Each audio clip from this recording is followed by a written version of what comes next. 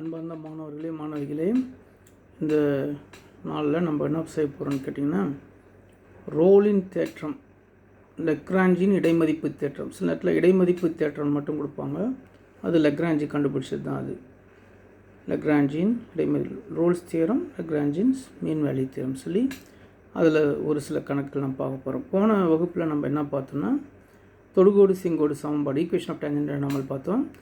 Angle between two curves, இரு வளைவுகளுக்கு இடைப்பட்ட கோணம் பார்த்தோம். ஆர்த்தோகனல் கர்வ், செங்குத்தாக வெட்டிக்கொள்ளும் வளைவர்கள் பார்த்தோம். அது எல்லாமே 5 மார்க்ஸமாக இருந்தது நம்ம பார்த்தோம். அப்புறம் வெலாசிட்டி, இனிஷியல் வெலாசிட்டி திசைவேகம், அதுக்கப்புறம் இன்ஸ்டன்டேனியஸ் வெலாசிட்டி, இதெல்லாம் நம்ம பார்த்தோம். இப்போது ரோல்ஸ் தியரம்னா என்னன்னு பார்ப்போம். அதனுடைய தியரம் ஸ்டேட்மெண்ட் பார்ப்போம். முதலாவது, f of x is continuous in the closed interval a, b. தமிழில் f of x என்பது மூடிய இடைவெளி a, b இல் தொடர்ச்சியானது. ஃபஸ்ட் பாயிண்ட் அது, ஓகேவா.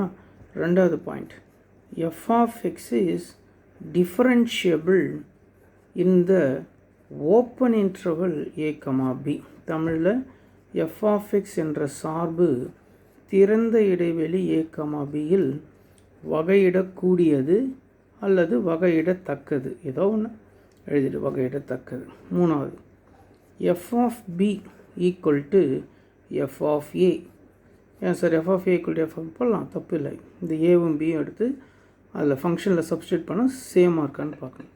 இப்போ நாலாவது, சி என்ற புள்ளி இருக்கும். அது எப்படி இருக்குன்னா, f dash of c equal to 0 இருக்கும். அப்படி இருந்துச்சுன்னா சி வந்து இந்த ஏவுக்கும் பிக்கும் நடுவில் இருக்கும், ஏவுக்கும் பிக்கும் நடுவில் இருக்கும். அதுதான் வந்து நம்ம ரோல்ஸ் தியரத்தில் அந்த சியோட வேல்யூ கண்டுபிடிக்கிறோம். இப்போ லெக்ராஞ்சிஸ் மீன் வேல்யூ தியரம் பாருங்கள். லெக்ராஞ்சியின் இடைமதிப்பு தேற்றம், அங்கே சொல்லப்பட்ட அதே ஃபஸ்ட் பாயிண்ட் தான் இங்கேயும். F of x is continuous in the closed interval a, b என்பது எஃப் ஆஃப் எக்ஸ் என்பது மூடிய இடைவெளி a, b தொடர்ச்சியானது. இங்கே சொல்லப்பட்ட செகண்ட் பாயிண்ட் தான் இங்கேயும். F of x is differentiable in the open interval a, b. F of x என்பது திறந்த இடைவெளி a, b வகையிடத்தக்கது. ஆனால் மூணாவது என்னன்னு பார்த்தீங்கன்னா, f dash of c equal to f of b minus f of a by b minus c. இப்படி இருந்துச்சுன்னா கண்டிப்பாக அந்த சி என்பது ஏவுக்கும் பிக்கும் நடுவில் இடையில் இருக்கும். அதான் இடைமதிப்பு தேற்றம். சரியா? இதை வச்சு இப்போ நம்ம சம் செய்ய போகிறோம். கணக்கு பயிற்சி 7.3 எக்ஸைஸ் 7.3ல் செகண்ட் சம்மில் ஃபஸ்ட் சம் பாருங்கள். ஈஸியாக இருக்கும், உங்களுக்கு நல்ல மார்க் ஸ்கோர் பண்ணலாம். இதில் using Rolle's theorem find x at which the tangent is parallel to the x axis for f of x equal to x square minus x, x belongs to closed interval 0, அதெல்லாம் விட்டுருங்க. இந்த ஃபங்க்ஷனை மட்டும் எடுத்துக்கோ, நம்ம கணக்கு ஈஸியாக செஞ்சு முடிச்சிடலாம். ஃபங்க்ஷனும் அதுக்குரிய இன்டர்வலும் அதான் முக்கியம். ரோலின் தேற்றத்தை பயன்படுத்தி எக்ஸின் எந்த மதிப்புகளுக்கு வரையப்படும் தொடுகோடானது எக்ஸ் அச்சுக்கு இணையாக இருக்கும். எக்ஸின் மதிப்பை கண்டுபிடிக்கணும், அது எக்ஸ் அச்சுக்கு இணையாக இருக்கும்னு சொல்கிறான். ஓகே, ரொம்ப ஈஸியாக இருக்கும். இப்போ நம்ம ஒவ்வொன்றா பார்க்கலாம். எக்ஸ் ஸ்கொயர் மைனஸ் எக்ஸ்னால் அந்த பேரபோலா இருக்கும் இல்லையா, அது கண்டிப்பாக தொடர்ச்சியாக தானே இருக்கும் பரவலையும். ஸோ அப்போது ஃபஸ்ட் பாயிண்ட் எழுதிக்கோ. என்ன எழுதணும்? F of x is continuous in the closed interval 0, அங்கே a, b, இங்கே 0, 1. தமிழில் f of x என்பது மூடிய இடைவெளி 0, 1இல் தொடர்ச்சியானது. ஃபஸ்ட் பாயிண்ட் முடிஞ்சிச்சா? இப்போது செகண்ட் பாயிண்ட் எழுதுவோம். இங்கே கீழே எழுதலாமா? f of x is differentiable in the open interval 0, 1. தமிழில் எஃப் ஆஃப் எக்ஸ் என்பது திறந்த இடைவெளி, தெரியலையா உங்களுக்கு? இந்த ப்ராக்கெட்லாம் எப்பயோ சொல்லி கொடுத்தாச்சு. இல் வகையிடத்தக்கது அல்லது வகையிடக்கூடியது, எது வேணாலும் எழுதிக்கலாம். மூணாவது, இப்போது f of b equal to f of a, அதாவது பின்னா இங்கே பாருங்கள், இது ஏ இது பி, அப்போது இங்கே 1 இங்கே 0. இதை நாங்கள் செக் பண்ண போகிறோம். ஃபஸ்ட்டு எஃப் ஆஃப் 1 என்றால் என்ன? எஃப் ஆஃப் எக்ஸ்னால் எக்ஸ், இங்கே ஃபஸ்ட் எழுதிக்கிட்டால் x equal to x square minus x. அப்போது எஃப் ஆஃப் ஒன்றுனா 1 ஸ்கொயர் மைனஸ் 1, 1 ஸ்கொயர் 1 தான், 1ல் 1 போனால் 0. ஓகே, ஸோ எஃப் ஆஃப் 1 வந்து 0. அடுத்தது எஃப் ஆஃப் 0 கண்டுபிடிக்கணும். எக்ஸ்னா எக்ஸ் ஸ்கொயர் மைனஸ் எக்ஸ், 1னா 1 ஸ்கொயர் மைனஸ் 1, 0னா 0 ஸ்கொயர் மைனஸ் 0 எவ்வளோ தான், 0 தான். ஸோ அதுவும் 0, இதுவும் 0. அப்போ ரெண்டு சமமாக இல்லையா? இது ரெண்டு சமம். எஃப் ஆஃப் ஏவும் எஃப் ஆஃப் பியும் சமம், எஃப் ஆஃப் 1ம் எஃப் ஆஃப் 0 சமம். ஸோ தேர்ட் பாயிண்ட்டும் எலிஜிபிளாக இருக்குது. Fourth point f dash of x differentiate பண்ணி பார்க்கணும். அப்போ எஃப் ஆஃப் எக்ஸ்னால் எக்ஸ் ஸ்கொயர் மைனஸ் எக்ஸ், அதுக்கு டிஃப்ரென்சியேஷன் எக்ஸ் ஸ்கொயருக்கு டிஃப்ரென்சியேஷன் 2x, எக்ஸுக்கு டிஃப்ரென்சியேஷன் 1. அவன் என்ன சொல்கிறான், f dash of c equal to 0ன்றான். அப்போது எக்ஸுக்கு பதிலாக சியை போட்டால் 2c minus 1 equal to 0. Minus 1 இந்த பக்கம் வந்தால் ப்ளஸ் 1, பெருக்கல் 2 இந்த பக்கம் வந்தால் வகுத்தல் 2. இப்போது 1/2 என்பது அவன் கொடுத்த இடைவெளி என்னன்னு கேட்டிங்கன்னா 0,1. உங்களை கேட்குறேன், இப்போது 0க்கு 1க்கு நடுவில் என்ன இருக்குன்னா அரை, ரைட் தானே? அப்போது ஸோ இதுதான் கரெக்டான ஆன்சர். 0க்கு 1க்கு நடுவில் இருக்கிற நம்பர் வந்து ஆஃப். ஸோ அந்த சம் முடிஞ்சிச்சு. அடுத்த சம் பாருங்கள். Show that the value in the mean value theorem. இப்போ லெக்ராஞ்சியில் இப்போ ரோல்ஸ் தியரம் கிடையாது, Lagrange mean value theorem. Mean value theorem for f of x equal to 1/x on closed interval a, b is root ab. f of x equal to 1/x என்ற சார்புக்கு closed மூடிய இடைவெளி a, b யில் மிகை முழு எண்களாக கொண்ட ab சராசரி மதிப்பு தேற்றத்தின் இறுதி மதிப்பு ரூட் ab என நிறுவுக. ஸோ இதை இப்போ நம்ம நிறுவ போகிறோம். அப்போ அதில் சொல்லப்பட்ட பாயிண்ட்டு இதில் லக்ராஞ்சின் இடைமதிப்பு தேற்றம், அதில் சொல்லப்பட்ட பாயிண்ட்டு ஒவ்வொன்றா நம்ம டிஸ்கஸ் பண்ணிகிட்டே வரும்.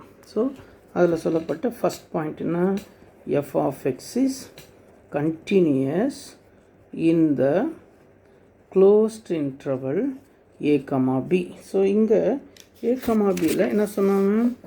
ஆமாம், இங்கேயும் a, b தான், அங்கேயும் a, b தான். அதனால் நம்ம அதை a, bன்னு சொல்லி எடுத்துக்கலாம். க்ளோஸ்ட் இன்டர்வல் a, bன்னு எடுத்துக்கலாம், தப்பே இல்லை. ஓகேவா? ஏன்னா அங்கே தான் சொல்லியிருக்கிறான். தமிழில் எஃப் ஆஃப் எக்ஸ் என்பது மூடிய இடைவெளி a, bயில் தொடர்ச்சியானது, தொடர்ச்சி அல்லது தொடர்ச்சியானது. ஓகே, செகண்ட் பாயிண்ட் என்னன்னு பார்த்தோம், f of x is differentiable in the closed interval, in the open interval a, b. தமிழில் எஃப் ஆஃப் எக்ஸ் என்பது திறந்த இடைவெளி a, bயில் வகையிடக்கூடியது. ஸோ ரெண்டாவது பாயிண்ட்டு முடிஞ்சிடுச்சு. மூணாவது பாயிண்ட்டு நம்ம என்னென்னு பார்த்தோம், அந்த இது வந்துடும் ஃபார்முலா எழுதுறேன்னு. F dash of c equal to f of b minus f of a by b minus a என்பது ஃபார்முலா. ஓகேவா? இது ஃபார்முலாவில் இப்போ சப்ஸ்டியூட் பண்ண போகிறோம். லெஃப்ட் ஹேண்ட் சைடு எடுத்துக்கிறேன். லெஃப்ட் ஹேண்ட் சைடில் எஃப் டேஷ் ஆஃப் சி தான் இருக்குது. நான் டிஃப்ரென்ஷியேட் பண்ணிட்டு அப்புறம் சி போட்டுக்கிறேன். ஓகே, எஃப் ஆஃப் எக்ஸ் என்பது என்ன சார்பு சொன்னால் f of x is equal to 1/x. So அது f of x equal to 1/xன்னு சொன்னால் f of x equal to 1/xன்னு சொன்னால் எஃப் டேஷ் ஆஃப் எக்ஸ்னால் டிஃப்ரென்சியேஷன், 1/xக்கு டிஃப்ரென்சியேஷன் மைனஸ் 1/x². அப்போ தேர்ஃபோர் எஃப் டேஷ் ஆஃப் சினா எக்ஸுக்கு பதிலாக சி போட்டால் மைனஸ் 1/c². ஸோ இப்போ நான் எதை கண்டுபிடிச்சி முடிச்சிட்டேன், லெஃப்ட் ஹேண்ட் சைடு. இப்போ நான் எங்கே வரப்போகிறேன், ரைட் ஹேண்ட் சைடுக்கு வரப்போகிறேன். ரைட் ஹேண்ட் சைடு என்ன, f of b minus f of a by b minus a. Okay, அங்கே ஏபினாவோ இங்கேயும் ஏபி தான். ஆனால் எஃப் ஆஃப் எக்ஸ்ன்னு சொன்னால் 1/x, எஃப் ஆஃப் எக்ஸ்னால் 1/x, எஃப் ஆஃப் பினா 1/b, நடுவில் இருக்கிற மைனஸ் இங்கே எழுதியிருக்கேன். எஃப் ஆஃப் ஏனா 1/a, அவ்வளோதான். இப்போது கீழே ஏற்கனவே b மைனஸ் ஏ இருக்குது. இது ரெண்டுலேயும் காமனாக பிஏ எடுத்துருங்க. ரெண்டுலேயும் காமனாக பி எடுத்து அப்போ கிராஸ் மல்டிப்ளை பண்ணும், குறுக்கு பெருக்கல் 1 × ஏஏ, நடுவில் மைனஸ் 1 × பி. இப்போது நம்ம என்ன செய்யலாம், ரெண்டுமே ஈக்குவல் பண்ணிக்கலாமா? அதுக்கு முன்னாடி ஏ மைனஸ் பி பை இதை கீழே கொண்டு வந்தால் பிஏனாலும் ஏபினாலும் ஒன்று தான். இங்கே பி மைனஸ் ஏ இருக்குது, அதில் வேணால் ஒரு மைனஸ் வெளியே எடுத்துருங்க. மைனஸ் வெளியே எடுத்துகிட்டா இது என்ன ஆகிடும், ஏ மைனஸ் பி ஆகிடும். ஓகேவா? அப்போது ஏ மைனஸ் பிஏ அடிச்சிட்டா 1/-ab. இப்போ பாருங்கள், லெஃப்ட் ஹேண்ட் சைடும் ரைட் ஹேண்ட் சைடும் நம்ம ஈக்குவல் பண்ணி பார்க்கணும். லெஃப்ட் ஹேண்ட் சைடு அதையும் ரைட் ஹேண்ட் சைடையும் ஈக்குவல் பண்ணி பார்த்தா லெஃப்ட் ஹேண்ட் சைடில் என்ன ஆன்சர் இருந்துச்சு -1/c². ரைட் ஹேண்ட் சைடில் என்ன ஆன்சர் இருந்துச்சு 1/-ab. அவன் ஈக்குவல்னு ப்ரூவ் பண்ண சொல்ல அவன் வந்து கண்டுபிடிக்க சொன்னது c = √ab. ஓகேவா? இப்போ இந்த மைனஸால் அடிச்சிடு, மைனஸால் அடிச்சிட்டா தலைகீழ் எடை. அப்போ c² = ab. அப்போ ஸ்கொயர் இந்த பக்கம் வந்தால் +or-√ab. நம்ம எதை எடுத்துக்கிறோம் +√ab எடுத்துக்கிறோம். பாருங்கள் இப்போ கொஸ்டினை பாருங்கள். என்ன கொஸ்டின்? அந்த மிடில் வேல்யூ என்னவாக இருக்கணும் √ab என நிறுவுகன்னு சொன்னால் ஸோ அந்த நடு மதிப்பு என்னென்னு வந்துடுச்சு √ab வந்துச்சு. அப்புறம் மீன் வேல்யூன்னு சொன்னால் இதில் ஜாமெட்ரிக்கல் மீன் வருது, பெருக்கு தொடர். ஞாபகம் இருக்கா? பெருக்கு தொடர்னா என்னென்னு இப்போது உதாரணமாக சொன்னால் ஒரு 2, 8 2 நம்பர் எடுத்துக்கலாம். இதான் a, இதான் b. இப்போ பெருக்கு தொடர்னா என்ன தெரியுமா அர்த்தம்? ஜாமெட்ரிக்கல் மீன்னா √ab. அதான் ஃபார்முலா ஜாமெட்ரிக்கல் மீனிங்க்கு ஃபார்முலா 2 நம்பருக்கு. அப்போ 2 × 8 இதான் a, இதான் b. 8 2s are 16. 16க்கு ரூட் எடுத்தால் 4. இப்போ பாருங்கள் நல்லா, இந்த 4 என்பது எதுக்கும் நடுவில் இருக்கணும், ஏவுக்கும் பிக்கும் நடுவில் இருக்கணும். ஸோ இப்போது கண்டிப்பாக இந்த 4 என்பது எதுக்கு நடுவில் தான் இருக்குது, 8க்கும் 2க்கும் நடுவில் தான் 4 இருக்குது. அப்போ நம்ம கண்டுபிடிச்சது சரின்னு சொல்லி நம்ம ப்ரூவ் பண்ணிட்டோம். அடுத்த சம் பார்க்கலாம். நம்ம 7வது சாப்டர் ஆரம்பித்த முதல் நாள் மெக்லாரின் சீரீஸ் நம்ம படித்தோம். ஞாபகம் வருதா?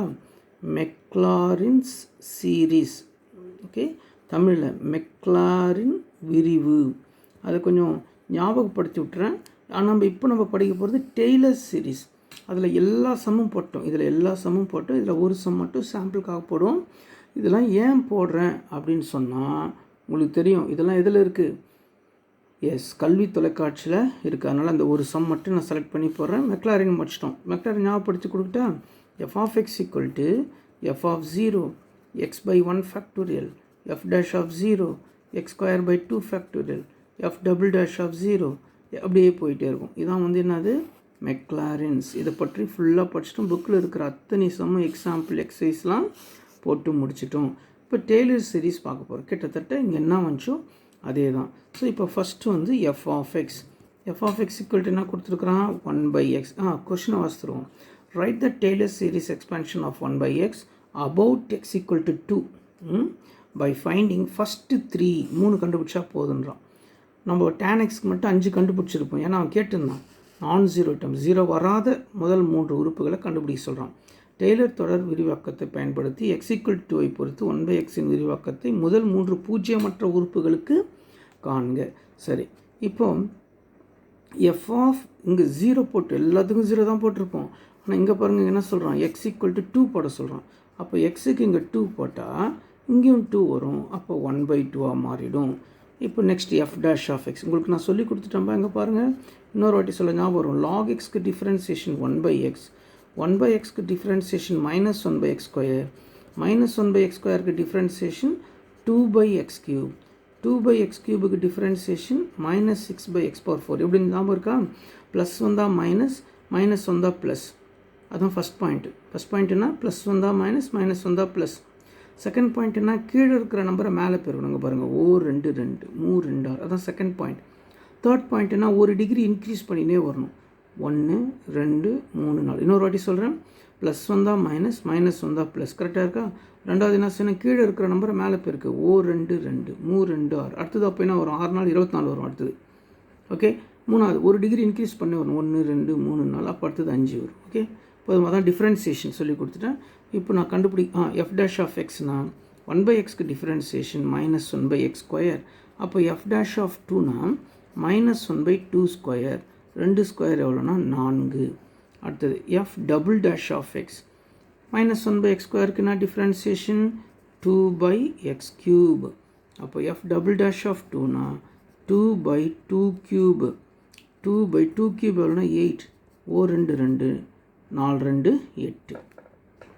அடுத்தது f'(x) இப்போது 2/x³ டிஃப்ரென்சியேஷன் -6/x⁴. அப்போ f'(2)ன்னு சொன்னால் -6/2⁴. -6/2⁴ எவ்வளோ 16. எப்படி 4 வாட்டி பெருக்கணும். 2 4 4 2 8 8 2 16 16 6 அடி 3 2 6 8 2 16. ஸோ இப்படி போயிட்டே இருக்கலாம்பா. இப்போது அந்த Taylor series x equal to 2க்கு எழுத போகிறேன். Taylor series x equal to 2. Taylor's series for x equal to 2. X equal to 2க்கு டெய்லர் விரிவு எக்ஸ்பான்ஷன் சொல்லி பார்க்கலாம். ஃபார்முலா நான் சொல்லிட்டா 2க்கு எழுத போகிறேன். F of 2 f of 0 f of 2 x minus 2 by 1 factorial f dash of 2. அடுத்தது எக்ஸ் மைனஸ் 2க்கு அப்புறம் எக்ஸ் மைனஸ் 2 ஹோல் ஸ்கொயர் 1 ஃபேக்டோரியலுக்கு அப்புறம் 2 ஃபேக்டோரியல் எஃப் டேஷ் ஆஃப் 2க்கு அப்புறம் F double dash of 2.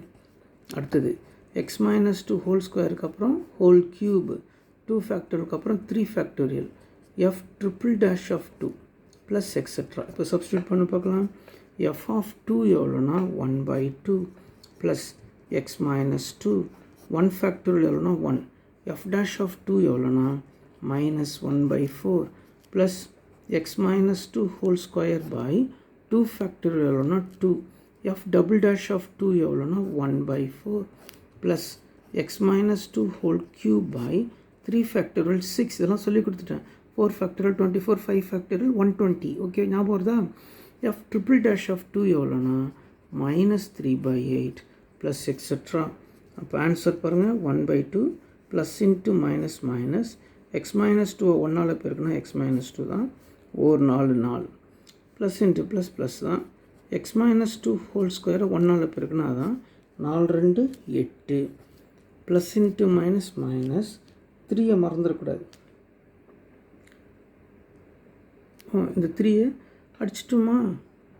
F triple dash of 2 3/8. இது அடிக்கலன்னு நம்ம பாருங்கள் 6 3ஆல் அடிச்சிட்டா 3 6. ஓகேவா? இப்போ ப்ளஸ் இன்ட்டு மைனஸ் மைனஸ் 3 அடித்தாச்சு. X minus 2 whole cube by 8 2 16 plus etcetera. அவ்வளோதான்பா. ஸோ இதுதான் டெய்லரின் விரிவு, டெய்லர்ஸ் சீரீஸ். ஓகே, அடுத்து நம்ம பார்க்க போகிற தலைப்பு, இப்போ நம்ம 2 தலைப்பு பார்த்தோம். ஒன்று ரோல்ஸ் தியரம், இன்னொன்று லக்ரான்ஜஸ் மீன் வேல்யூ தியரம், மூணாவது டெய்லர் சீரீஸ். 3 பார்த்துருக்குறோம். ஓகேவா? இதெல்லாமே கல்வி தொலைக்காட்சியில் நடத்தப்பட்ட கணக்குகள், பரீட்சைக்கு வரும்னு சொல்லின்னு இருக்காங்க. அதனால் அதை நம்ம முதல்ல போட்டு முடிச்சிடறோம். அடுத்த தலைப்புக்கு பேர் L.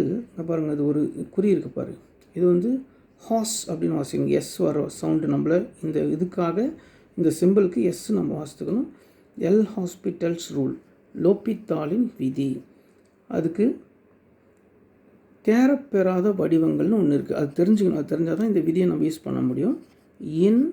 Indeterminate form, indeterminate form அதெல்லாம் யார் யார் அப்படின்னு சொல்லி பார்க்க போகிறோம். 0/0 அது ஒரு indeterminate form. Infinity by infinity அது ஒரு indeterminate form. 0 into infinity, 0 power 0, infinity power 0, infinity minus, இவங்களாம் யார்? தேரப்பெறாத வடிவங்கள். இவங்களாம் யார்? Indeterminate form. இதை யூஸ் பண்ணி நம்ம சம்ஸ் போட போகிறோம். முதலாவது சம் இது 2 மார்க்.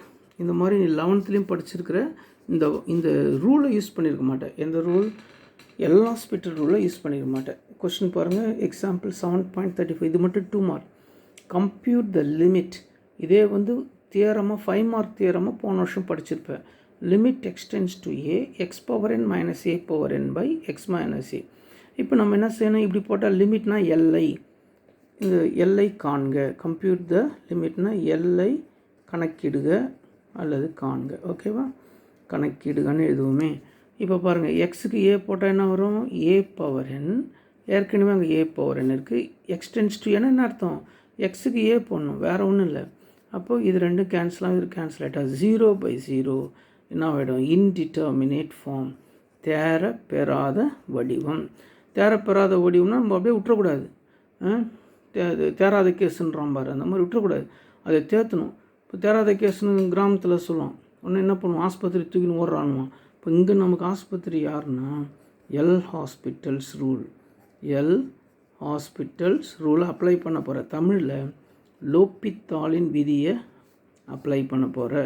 ஸோ எல் ஹாஸ்பிட்டல், ஆஸ்பத்திரிக்கு போகணுமானா என்ன பண்ணுவான்? ஊசி போடுவோம். அதேமாதிரி இங்கே ஊசி என்னான்னு கேட்டால் டிஃப்ரென்சியேஷன் தான் ஊசி. ஊசி டிஃப்ரென்சியேஷன் என்ற ஊசியை போட போகிறார்.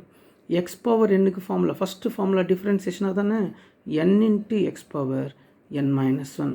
இங்கே பாருங்கள் எக்ஸே இல்லை, அப்போ இது ரெண்டுமே கான்ஸ்டன்ட். கான்ஸ்டன்ட்டுக்கு டிஃப்ரென்சியேஷன் 0, எக்ஸுக்கு டிஃப்ரென்சியேஷன் 1, ஏ கான்ஸ்டன்ட், அதுக்கு டிஃப்ரென்சியேஷன் 0. இப்போ நம்ம என்ன செய்யணும், எக்ஸுக்கு ஏ போட்டு பார்க்கலாம். n இன்ட்டு எக்ஸுக்கு ஏ போட்டால் ஏ பவர் n மைனஸ் 1, 0 விட்டுடு, 1 மைனஸ் 0 1 தான், 1ஆல் டிவைட் பண்ணால் அதே தான் ஆன்சர். ஸோ பாருங்கள், அப்போ எவ்வளோ ஈஸியாகிடுச்சு பாரு. போன வாட்டி 5 மார்க் தியரமாக படித்தது எல்ஹாஸ்பிட்டல் ரூல் யூஸ் பண்ண உடனே அது 2 மார்க்காக சிம்பிள் ஆகிடுச்சு. ஸோ அப்போ என்ன பண்ணணும் சொல்லுங்கள், முதலாவது எக்ஸுக்கு ஏ போட்டு பார்க்கணும். பார்த்தா இன்டிடெர்மினேட் ஃபார்ம் தேரப்பெறாத வடிவம் வந்துச்சு. அதை விட்டுறக்கூடாது, ஆஸ்பத்திரிக்கு கொண்டு போகணும். அதாவது எல்ஹாஸ்பிட்டல் ரூலை அப்ளை பண்ணும். அவர் என்ன சொன்னார், டிஃப்ரென்ஷியேட் பண்ண சொன்னார். ஏனா கான்ஸ்டன்ட், என்னன்னா கான்ஸ்டன்ட், ரெண்டுமே கான்ஸ்டன்ட். டிஃப்ரென்சியேஷன் 0, ஏக்கு 0, எக்ஸுக்கு 1, எக்ஸ் பவர் என்னுக்கு differentiation n into x power n minus. இப்போ எக்ஸுக்கு ஏ போகணும். எக்ஸுக்கு ஏ போட்டால் இங்கே ஒரு எக்ஸ் தான் இருக்குது, n into a power n minus 1. 0னா 1 இல்லை, 0னா 1 இல்லை, இது 1ஆல் டிவைட் பண்ணால் அதே தான். ஸோ நெக்ஸ்ட் சம் பார்க்கலாமா. இப்போது லிமிட் எக்ஸ் டென்ஸ் டு 0, ஓகேவா. என்னது 1 minus cos x by x square. அப்போ எக்ஸுக்கு 0 போட்டால் என்ன வரும், 1 minus cos 0 by 0 square. 1 minus cos 0 1 தெரியுமா, தெரியலனா தெரிஞ்சுக்கோ. Sine 0 0, cos 0 1. நான் ஒரு வாட்டி எழுதுறேனே, சைன் 0 0, இதெல்லாம் 9th கொஸ்டின் வர. காஸ் 0 1, அதனால் காஸ் 0 1, 1 மைனஸ் 1 0, 0 பை 0 வந்துச்சு பாருங்கள். யார் வந்துட்டார், தேரப்பெறாத வடிவம், இன்டிட்டர்மினேட் ஃபார்ம். உடனே நம்ம இப்போ எங்கே கொண்டு போக போகிறோம், L'Hospital. Therefore by L'Hospital's rule, தமிழில் லோப்பித்தாலின் விதி பயன்படுத்த போகிறோம். விதிப்படி லோப்பித்தால்னா சொல்கிறாரு, எல் ஹாஸ்பிட்டல் டிஃப்ரென்ஷியேட் பண்ணி பாடுறான்றார். 1னா கான்ஸ்டன்ட், 1க்கு டிஃப்ரென்சியேஷன் 0, காஸ் எக்ஸ்க்கு differentiation minus sine x, x ஸ்கொயருக்கு டிஃப்ரென்சியேஷன் 2x. ஸோ அப்போ என்ன ஆன்சர் வருது பாருங்கள், இந்த 0 விட்டுடு, ஏன்னா 0னா 1 இல்லை, மைனஸ் இன்ட்டு மைனஸ் ப்ளஸ், அப்போ சைன் எக்ஸ் பை 2x. இப்போ ஆஸ்பத்திரியில் போய் ஊசி டிஃப்ரென்சியேஷன் ஊசி போட்டோன்னே இப்போ தேறிச்சான்னு பார்த்தா ஒரு ஊசி போட்டு தேரவே இல்லை. ஏன் தெரிலன்னு பாருங்கள். இப்போ எக்ஸுக்கு 0 போட என்ன வரும், சைன் 0, எக்ஸுக்கு 0 போட்டால் 0, 2 இன்ட்டு 0 0. இப்போ தான் சொல்லி முடித்தேன், சைன் 0 0. மறுபடியும் யார் தான் வராரு, தேரப்பெறாத வடிவம் தான் வராரு. தேரப்பெறாத இன்டிட்டர்மினேட் ஃபார்ம் தான். ஸோ ஒரு ஊசி போட்டு தேரல, உடனே டாக்டர் நான் விட விட்டுற மாட்டார், அடுத்த ஊசி ட்ரை பண்ணுவார். மறுபடியும் எல் ஹாஸ்பிட்டல் ரூல் அப்ளை பண்ண போகிறோம். லோப்பித்தாலின் விதியை அப்ளை பண்ண போகிறோம். ரெண்டாவது போட்டால் சரியாயிடும் பாருங்களேன். இப்போது எப்படின்னு பாருங்கள், சைன் எக்ஸ்க்கு டிஃப்ரென்சியேஷன் காஸ் எக்ஸ், எக்ஸுக்கு டிஃப்ரென்சியேஷன் 1, சைன் எக்ஸ்க்கு டிஃப்ரென்சியேஷன் காஸ் எக்ஸ், எக்ஸ்க்கு டிஃப்ரென்சியேஷன் 1. அப்போ என்னாச்சு, limit x tends to 0, cos x by 2 2. இப்போ எக்ஸுக்கு 0 போடு, காஸ் 0 பை 2, காஸ் 0 எவ்வளோனா 1, 1 பை 2 தெரிச்சா இல்லையா. அந்த 0 பை 0லாம் வரல பாரு, காஸ் 0 1, அப்போது 1 பை 2 இஸ் தி ஆன்சர். ஓகேவா. அடுத்த சம் பார்க்கலாமா. ஸோ இன்னும் ஒரு லிமிட்டு தான். இப்போ அதே லோப்பித்தாலின் விதியில் இன்னொரு சம் பார்க்க போகிறோம். Exercise 7.5ல் 8th some. 3 சம் தான் நம்ம பார்க்க போகிறோம்.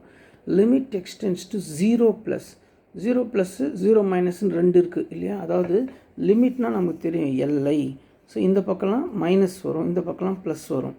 ஸோ இப்படி வந்து 0 நெருங்கலாம், இப்படி வந்து 0 நெருங்கலாம். அதுதான் 0 ப்ளஸ் 0 மைனஸ்ன்னு சொல்கிறோம். லிமிட்னால் எல்லை, நெருங்குதல்.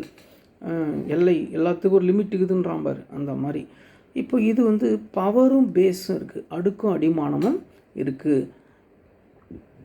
அப்போ இது கொஞ்சம் டிஃப்ரெண்ட்டாக போகணும். என்ன டிஃப்ரெண்ட்னா, இதுக்கு பேர் நம்ம ஏன்னு வச்சுக்கணும். முதலாவது கொஸ்டின் எழுதும்போது இதுக்கு பேர் என்னன்னு வச்சுக்கணும், ஏன்னு வச்சுக்கணும். ஓகேவா. இப்போ எக்ஸுக்கு 0 போடு, எக்ஸுக்கு 0 போட்டால் என்ன வரும், 0 பவர் 0. 0 பவர் 0 என்ன, இன்டிட்டர்மினேட் ஃபார்ம், தேர பெறாத வடிவம். ஸோ இது தனியாக நிறுத்திக்கோ. இது இப்போ நமக்கு தேரப்பெறாத வடிவம் தெரிஞ்சிச்சு. அதனால் எல் ஹாஸ்பிட்டல் ரூல் அப்ளை பண்ணால், டேரெக்டாக அப்ளை பண்ணால் எக்ஸ் பவர் எக்ஸ்க்கு டிஃப்ரென்சியேஷன்லாம் போனோன்னா கஷ்டமாக இருக்கும். அதனால் கொஞ்சம் எளிமையாக இருக்கும். அதாவது டாக்டர் என்ன பண்ணுவார், முதல்ல போனோன்னே சில பேருக்கு சில கஷ்டமான ஊசி போட்டால் எடுபடாத டெஸ்ட் ஊசி போடுவார். அதுமாதிரி இப்போ இங்கே டெஸ்ட் ஊசி என்னன்னு கேட்டால் லாக் எடுக்கிறோம். டேக்கிங் லாக், மடக்கை எடுக்க, இருபுறமும் மடக்கை எடுத்தால் லாக் ஏன்னு வந்துடும். இங்கே என்ன வரும், limit x tends to 0 plus log x power எக்ஸ்ன்னு வந்துடும். ஸோ இருபுறமும் லாக் எடுத்துட்டோம். இப்போ பாருங்கள், log x tends to 0 plus logarithm rule தெரியும். log a பவர் mனா m into log a ஞாபகம் வருதா? மேலே இருக்கிற நம்பர் லாகரிதமில் முன்னாடி வந்துடும். இப்போ எக்ஸுக்கு 0 ப்ளஸ் போட்டு பாரு.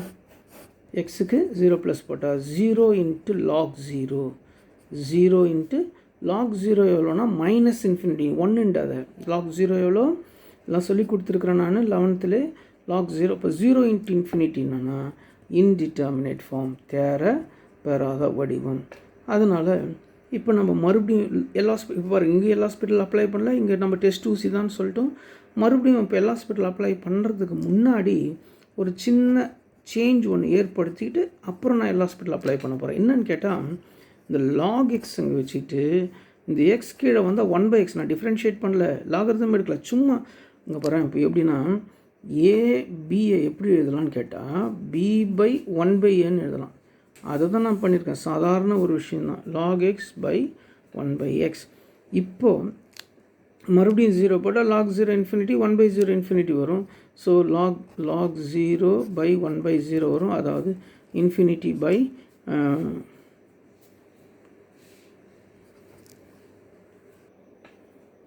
ஓகேவா, இன்ஃபினிட்டி பை இன்ஃபினிட்டி மறுபடியும் என்ன ஆகிடும், தேரப்பெறாத வடிவம் ஆகிடும். தேரப்பெறாத வடிவம். இப்போது நம்ம என்ன பண்ண போகிறோம், L'Hospital therefore by L'Hospital's rule, தமிழில் லோப்பித்தாலின் விதியை இப்போ நம்ம அப்ளை பண்ண போகிறோம். லோப்பித்தாலின் இது வரைக்கும் நம்ம பண்ணது எல்லாமே அட்ஜஸ்ட்மெண்ட் தான் பண்ணிகிட்ருக்கோம். அப்போ டிஃப்ரென்ஷியேட் பண்ணணும் இல்லையா, எல் ஹாஸ்பிட்டல் ரூல்னாவே டிஃப்ரென்ஷியேட் பண்ணணும். லாக் எக்ஸ்க்கு டிஃப்ரென்சியேஷன் 1/x, 1/xக்கு டிஃப்ரென்சியேஷன் -1/x². இப்போ தான் சொன்னேன் எதுக்கு, 1/xக்கு. லாக் எக்ஸ்க்கு டிஃப்ரென்சியேஷன் 1/x, 1/xக்கு டிஃப்ரென்சியேஷன் -1/x². அப்போது இந்த x² எக்ஸால் கேன்சல் பண்ணிட்டா 1/x பை எக்ஸ் தான் கேன்சல் ஆகிடுச்சு, 1/1/-1/x வரும். அப்போ அது 1/1 வந்து எவ்வளோனா 1, -1/x மேலே வந்தால் x/-1 ஆகிடும். அப்போது 1 இன்ட்டு எக்ஸ் தான், அதை -1 வகுத்தா -x வந்துடும். ஓகேவா, அப்போ என்ன சொல்ல பார்க்கலாம், limit x tends to 0 plus, இப்போ இதுக்கு என்ன ஆன்சர் வந்துக்குது -6. அப்போ எக்ஸுக்கு 0 போட்டால் -0னாலும் +0னாலும் ஒன்று தான். இங்கே தான்பா நீ இப்படி விட்டுட்டு ஆன்சர்ன்ட்டு விட்டு வந்துடுவேன். இதுக்கப்புறம் ஒரு ஸ்டெப் ஒன்று அதை போடாமல் விட்டு வந்துடுவேன். என்னன்னு கேட்டால், நம்ம லாகை சேர்த்தோம் இல்லையா, அந்த லாக் எடுக்காமல் அப்படியே விட்டோம் பாரு. ஸோ லாக் எடுக்காமல் இருக்கணும். அப்போ லாகை எடுத்துடணும், லாகை எடுக்காமல் விட்டுறக்கூடாது, லாகை எடுத்துடணும். அப்போ லாக் ஏனுடைய மதிப்பு தான் 0. இங்கே பாருங்கள், லாக் ஏனுடைய மதிப்பு தான் 0. அப்போது நான் உங்களுக்கு சொல்லியிருக்கேன் இல்லையா, லாக் இந்த பக்கம் வந்து எக்ஸ்போனண்ட் ஆகிடும், லாக் இந்த பக்கம் வந்தால் எக்ஸ்போனென்ஷியல் அடுக்காகிடும். அப்போது e⁻0 இல்லைனா 1. ஸோ ஆன்சர் எதுனா 0 கிடையாது, லாகு 1 தான் ஆன்சர். லாகை இன்ட்ரடியூஸ் பண்ணும். இப்போ லாக் எடுத்துகிட்டு பாரு, ஏ தான் கொஸ்டினுக்கு பேர் என்னன்னு வச்சா ஏ தான், ஏனுடைய ஆன்சர் 1. ஓகேவா, இப்போது நம்ம இது வரைக்கும் என்னென்ன பார்த்தோம், ஃபஸ்ட்டு சம் ரோல்ஸ் தியரம் பார்த்தோம், அப்புறம் லக்ராஞ்சின் இடைமதிப்பு தேற்றம் பார்த்தோம், லக்ராஞ்சிஸ் மீன் வழி தியரம், மூணாவது லோப்பித்தாலின் விதி, எல் ஹாஸ்பிட்டல் ரூலில் 3 சம் பார்த்தோம். இப்போ நம்ம பார்க்க போகிறது ஒரு வித்தியாசமான ஒரு கணக்கு. பாருங்கள், find the absolute extrema of the following function on the given interval 1,2. அதுனா இன்டர்வல் க்ளோஸ்ட் இன்டர்வல். இதில் f(x) = x² - 12x + 10 தமிழில் பாருங்கள் என்ற சார்புக்கு மீப்பேறு மற்றும் மீச்சிறு, அதான் அப்சல்யூட் எக்ஸ்ட்ரீம். அதாவது இன்னும் சொல்லப்போனால் அப்சல்யூட் மேக்ஸிமா, அப்சல்யூட் மினிமா. இந்த எக்ஸ்ட்ரீமான்றதில் 2 பேர் இருக்காங்க. ஒருத்தர் யார், மேக்ஸிமா, இன்னொருத்தர் பேர் மினிமா, மேக்ஸிமா மினிமா. அந்த அறுதி மதிப்புகள், எக்ஸ்ட்ரீம் அதான் அறுதி மதிப்புகளை காண்க. ஸோ இப்போ நம்ம இந்த கணக்கை இப்போ பார்க்க போகிறோம். கொஸ்டின் ஈஸியாக இருக்கும். இங்கே பாருங்கள், f(x) = கொஸ்டின் இது வரைக்கும் பாரு, x² - 12x + 10. இது ஃபங்க்ஷன். அவன் கொடுத்துருக்கிற இன்டர்வல் க்ளோஸ்ட் இன்டர்வல், மூடிய இடைவெளி 1,2. இதை பயன்படுத்தி இப்போ நம்ம கணக்கு போட போகிறோம்.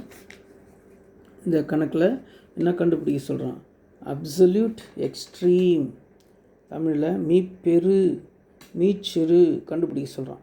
அதுக்கு என்ன செய்யணும்னா ஒரு முறை டிஃப்ரென்சியேஷன் செய்யணும். அதுக்கு என்ன செய்யணும், ஒரு வாட்டி நம்ம 7ஆம் பாடம் படிச்சுன்னுக்கிறோம். 7ஆம் பாடத்துக்கு என்ன பேர், application of differential calculus. Apply பண்ணிட்டுருக்குறோம். எதுக்கு, மேக்ஸிமா மினிமா கண்டுபிடிக்கிறதுக்கு அப்ளை பண்ணிகிட்ருக்கோம்.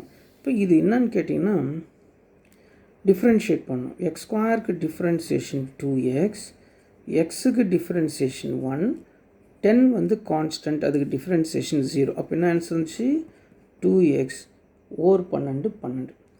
ஸோ டிஃப்ரென்ஷியேட் பண்ணுறது ஃபஸ்ட் ஸ்டெப், டிஃப்ரென்ஷியேட்டிங் வகையிட. ஓகேவா.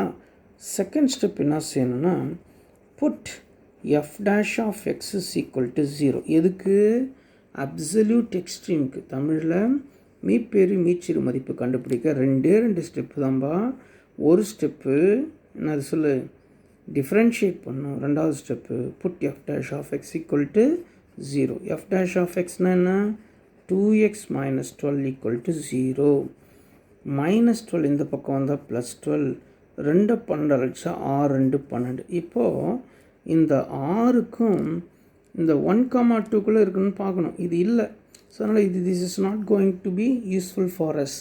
அதனால் நம்ம இந்த 1ம் 2மே எடுத்துக்கிறோம். ஏன்னா எக்ஸ் ஈக்குவல் டு 6 என்பது எதுக்கு நடுவில் இல்லை, 1க்கும் 2க்கும் இடையில் இல்லை. அதனால் அதை விட்டுற போகிறோம். விட்டுட்டு இப்போ நம்ம அந்த எக்ஸ்ட்ரீம் வேல்யூவை கண்டுபிடிக்கணும். எக்ஸ்ட்ரீம் வேல்யூ அறுதி மதிப்புகளை கண்டுபிடிக்கணும். அதுக்கு என்ன செய்யணும்னா அவன் கொடுத்து இந்த 1ஐயும் 2ஐயும் எடுத்துக்கணும். f of 1 கண்டுபிடி, அடுத்தது f of 2 கண்டுபிடி. அவ்வளோதான் ஆன்சர். f of xனா x square minus 12x plus 10. அப்போ f of 1னா எக்ஸ் வரட்டெலாம் 1 போடணும். 1 square minus 12 into 1 plus 10. 1 square minus 12 into 1 plus 10. 2னா 2 ஸ்கொயர் மைனஸ் 12 இன்ட்டு 2 ப்ளஸ் 10. சொல்லு பார்க்கலாம். 1 ஸ்கொயர் 1 ஓர் 12 12 ப்ளஸ் 10. 10ம் 11 11ல் 12 கழிச்சா மைனஸ் 1. இதை சொல்லி பார்க்கலாம். 2 ஸ்கொயர் 4 12 2 24 ப்ளஸ் 10 ப்ளஸ் 2ஐயும் கூட்டிக்கோ, அப்புறம் மைனஸ் எல்லாம் கழிச்சிக்கோ. 10ம் 4ம் 14, 14ல் 24 கழிச்சா மைனஸ் 10. இப்போது இதை நீங்கள் சொல்லுங்கள், யார் பெரியவர் யார் சின்னவர், மைனஸ் 1 பெருசா மைனஸ் 10 பெருசா? சாதா 1 சாதா 10 மைனஸ் இல்லாமல் வெறும் 1 ஒரு 10னா வெறும் 1 பெருசு, சின்னது 10 பெருசு. ஆனால் இப்போ நம்ம என்ன பார்க்குறோம், மைனஸ் 1 மைனஸ் 10. அப்போது மைனஸ் வரும்போது அப்படியே தலைகீழாக மாறிடும். ஓகே. அப்போ அப்சல்யூட் மேக்ஸிமா எதுனா மைனஸ் 1 தான் இப்போ பெரிய நம்பர். தமிழில் மீப்பெரு பெருமம், மீப்பெரு பெருமம் மைனஸ் 1. ஓகேவா. அது எந்த புள்ளியில் கிடச்சிச்சு, எக்ஸுக்கு 1 போட்டால் கிடச்சிச்சு. X equal to 1 at X equal to 1. அடுத்தது அப்சல்யூட் மினிமா.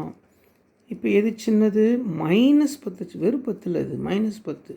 அதனால் இது என்னன்னு கேட்டால் மீச்சிறு சிறுமம், மீச்சிறு சிறுமம். இது பெருமம், இது சிறுமம். இது எங்கே கிடச்சிச்சு, at X equal to 2, x equal to 2 கிடச்சது.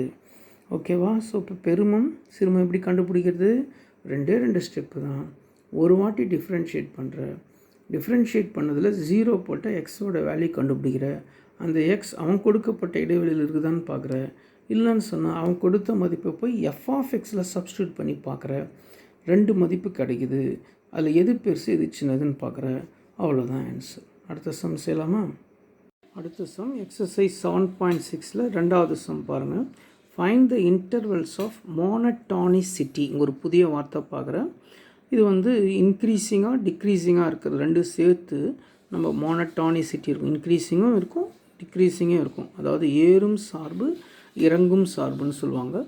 அதை 2ம் இருந்தால் அதுக்கு பேர் மோனட்டானிசிட்டி. தமிழில் ஓரியல்பு அப்படின்வாங்க. அதாவது இன்க்ரீஸிங்னா இங்கே பாருங்கள். இப்போ அதே மாதிரி ஒரு ஃபங்க்ஷன் கொடுத்துருக்காங்கன்னு வச்சிங்கன்னா, இந்த செஞ்ச மாதிரி தான் டிஃப்ரென்ஷியேட் பண்ணி கிரேட்டர் தேன் 0 வந்தால் அது இன்க்ரீஸிங் ஏறும் சார்பு.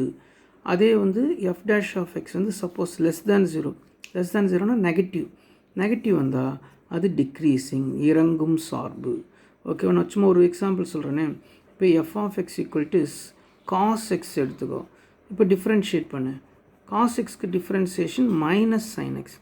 மைனஸ் வந்துச்சா, ஒரு குறிப்பிட்ட இடைவெளியில் அது நெகட்டிவாக தான் இருக்கும்.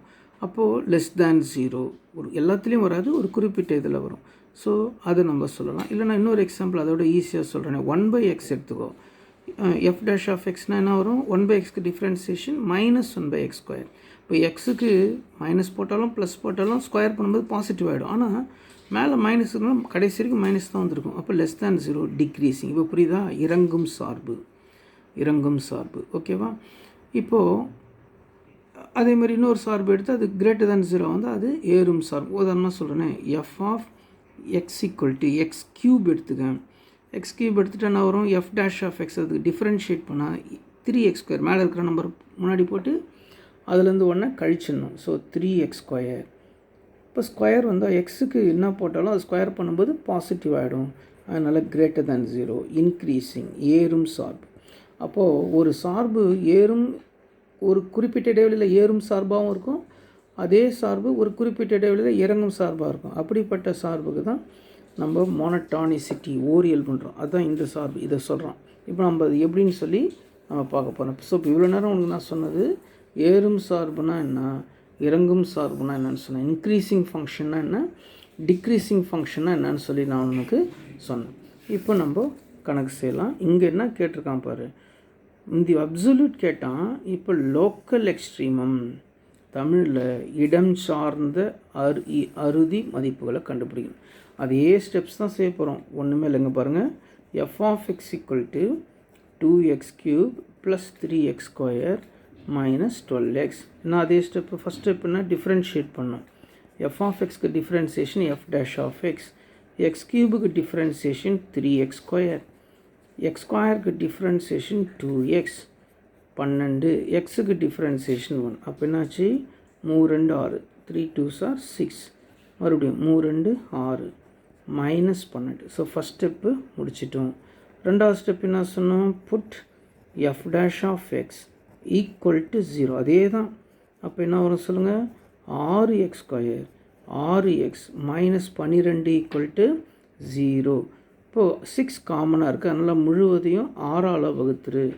1 6 6, மறுபடியும் 1 6 6, 6 12 ஈக்குவல் டு 0. முழுவதையும் 6ஆல் 6ஆல் வகுத்தா 0 தான் வரும்.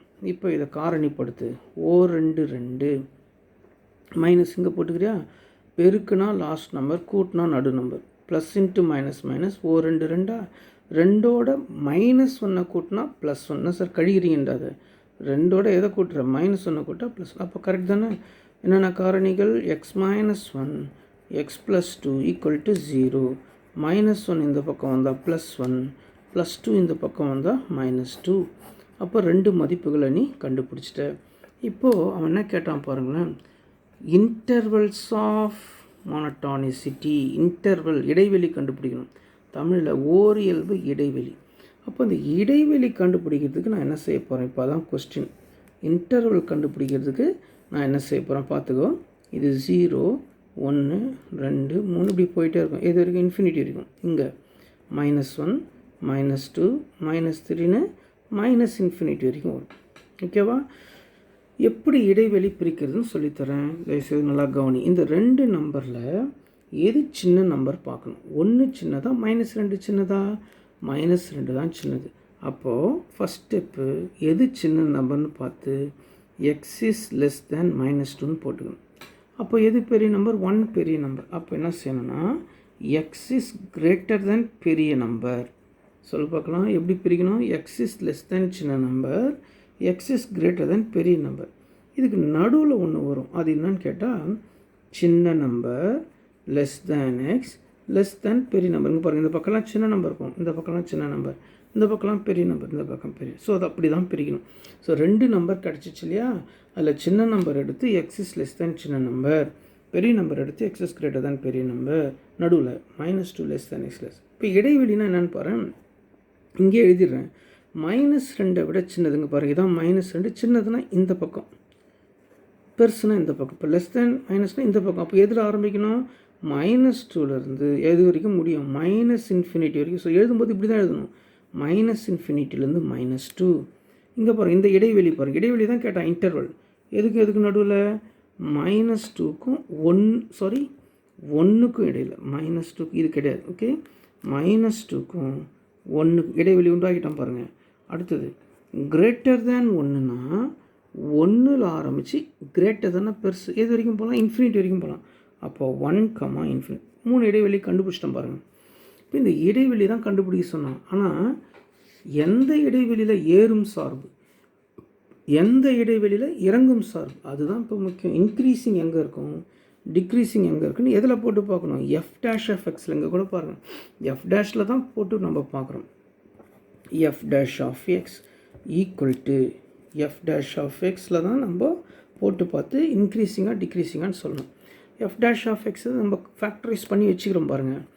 x-1 x+2ல் போட்டு பார்க்கணும். f'(x)னா என்ன, x-1 x+2ல் சப்ஸ்டியூட் பண்ணி பார்க்கணும். எதை சார் சப்ஸ்டியூட் பண்ணி பார்க்கணும் அப்படின்னா, -2 விட சின்ன நம்பர், -2 விட சின்னது எது, -3. அப்போது -3 போட்டு பார்க்க போகிறேன். -2க்கும் 1க்கும் நடுவில், -2க்கும் 1க்கும் நடுவில் 0 இருக்குது, -1 எதை வேணாலும் எடுத்துக்கலாம். நான் என்ன எடுக்க போகிறேன்னா 0 எடுக்க போகிறேன். அடுத்தது 1லேருந்து இன்ஃபினிட்டி வரைக்கும்னா 2, 3, 4 எதை வேணாலும் எடுக்கலாம். நான் எதை எடுக்க போகிறேன்னா 2. இப்போ சொல்லி பார்க்கலாம், எக்ஸுக்கு -3 போடு, -3 -1 -3 +2. 0 போடு, 0 -1 0 +2. இங்கே 2 போடு, 2 -1 2 +2. இப்போது சைன் மட்டும் எடுத்துக்குவோம் போதும். -3 -1 -4, 2ல் 3 போனால் -1, -× +4 > 0னா இன்க்ரீஸிங் ஏறும் சார்பு. ஓகேவா, இங்கே வா, 0னா 1 இல்லை, அப்போ மீதி என்ன இருக்குது, -1. 0னா 1 இல்லை, அப்போ இங்கே 2 இருக்குது. 1 × -2 -2 -0 டிக்ரீஸிங்னா இறங்கும் சார்பு. ஓகேவா, பாருங்கள், ஒரே ஃபங்க்ஷன் தான். இந்த ஃபங்க்ஷன் இந்த இடைவெளியில், இந்த இன்டர்வெல்லில் ஏறும் சார்பாக இருக்குது, இந்த இடைவெளியில் இறங்கும் சார்பு. அதனால தான் நம்ம இதுக்கு பேர் மோனோட்டானிசிட்டின்னு சொன்னோம், ஓரியல்பு தன்மைன்னு. இப்போ இதில் என்ன ஆக போகுது பாரு, 2ல் 1 போனால் 1, 2 2 4, 4 4, 4னா > 0, >0னா இன்க்ரீஸிங்னா ஏறும் சார்பு. ஸோ பாருங்கள், அப்போ எங்கே இறங்குது எங்கே ஏறுது பாருங்கள், -∞லேருந்து -2 வரைக்கும் இன்க்ரீஸிங்காக இருக்குது. அந்த -2ல் தான் மாறுது, என்னவா மாறுது, டிக்ரீஸிங்காக மாறுது. எது வரைக்கும் டிக்ரீஸிங்காக இருக்க போகுது, 1 வரைக்கும் டிக்ரீஸிங்காக இருக்க போகுது. மறுபடியும் 1லேருந்து அது என்னவா மாறுது, இன்க்ரீஸிங்காக மாறுதுன்னு சொல்லி நம்ம பார்க்குறோம். இப்போது கொஸ்டினில் வேறு என்ன கண்டுபிடிக்கணும் பாருங்கள், எந்த இடைவெளின்னு கண்டுபிடிச்சிட்டோம், மதிப்பும் கண்டுபிடிக்க சொல்கிறான். ஸோ அதோடு நிறுத்திட சொல்ல அவன் மதிப்பும் கண்டுபிடிக்க சொல்கிறான். அதான் கடைசி ஸ்டெப். அப்போது என்னென்ன மதிப்பு, 1க்கும் -2க்கும் போட்டுப்பார். அது எங்கே போடணும், F'ல் போடணும். f(1) போட்டுப்பார், f(-2) போட்டுப்பார். அதான் போன சம் செஞ்சது தான். இப்போ f(x) எவ்வளோ, f(x) = 2x³ question 2x³ + 3x² -12x. அது கொஸ்டினில் எக்ஸுக்கு பதிலாக 1 போடு, 2 × 1³ 3 × 1² -12 × 1.